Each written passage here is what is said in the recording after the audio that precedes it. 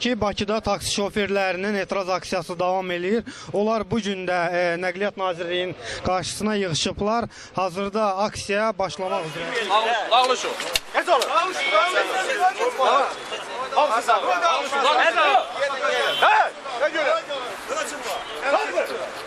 Ne almışım göre? He? Ne oğlum? Gel onu gör. Allah'ın olsun. Tutacağım mı? Bırakma. Hemen tez o göre. Tutacağım mı?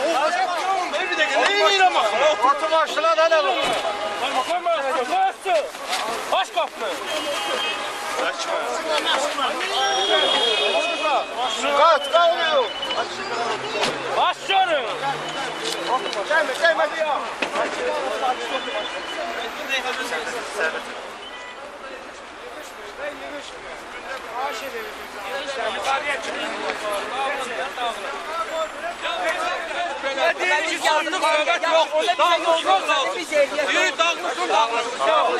Aman de bize bir tane yol görsek biz ehliyette durmaz. Ben lazım 8 defa.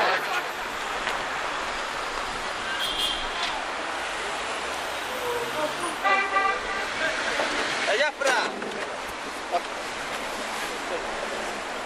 O taraftan da bir sponsor.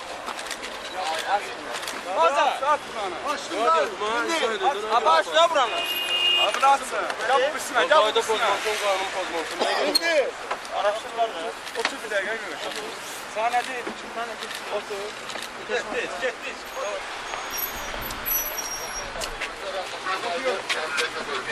Hadi oğlum. Eski 29 saat. Götür. Gel otur. Söz demeye istemiyorsan gel. Sen ben söz demeye yer tapasın. Ben sana söz demeye yer tapasın. Otur.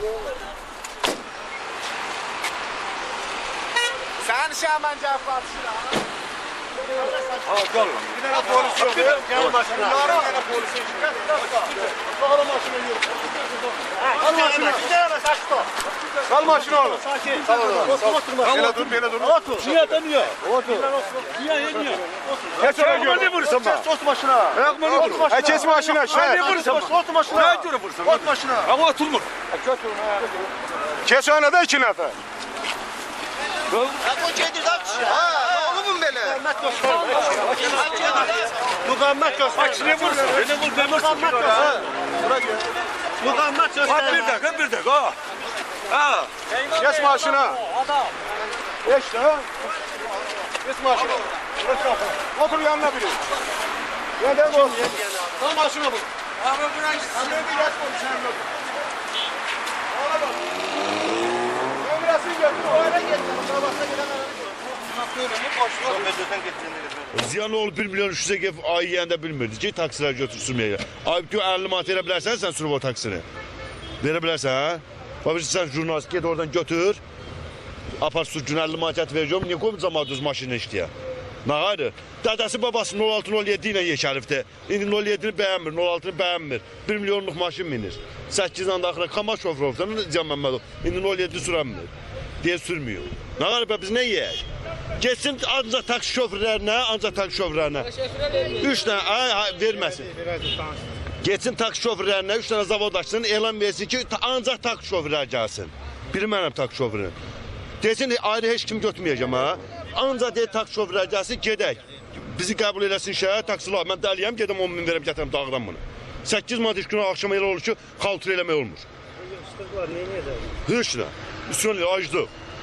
Bir evde apırga yumuk yiyeceksin. Ne yiyeceksin? Onunla. İş var, bak bilirsen. İş var, sen jurnalistsen. Gelip deyək dövlətlərine. İş var, gönder gedim işleyeyim. Bak iş aktarıp geldim. 28'den beri iş aktarıp geldim. Yoktur. Var göster dedim var orada. Niye işlemişsen? Gösterin de bir tane yerin. 15 illik iş axtarım tapamıyorum. Yok da ben demeyin yığıram taksini. Taksi sürəm də ama. Razıyam. Demirəm ki yığmasın. Razıyam yığsın. İş yeri göstersin gedim işleyeyim yığım. Mal lazımdır, gedib kreditə girim, gətirim burada dağdan mı? Kim istəyər ki, öz maşını dağıtsın? 5 manat xaltura eləyirsən, 2 manat benzin versən, 3 manatı 1 manat sıqı edib, 2 manat çörək alıb aparsan. Gəlsin, biri yoxlasın, nazirlikdən 5 dənə taksiçisi göndərin, öz maşını xaltura. Axşama kimi 50 manat xaltura eləsin, onda desin ki, xaltura şükürən yeganə gəlin mənimlə. Yalandan hamısı bir şayət qardaş, qadan almışsan, görə 50 manat nətər versin o yazıq o cəmaat ona. Gəlsin versin, maaş işləyirəm mən onda. Ayda 500 manat maaş versin, öz maşımı sürməm, onu işləyirəm. Gel diyor kabana gel bak. Çək, söz söyləyəcəm.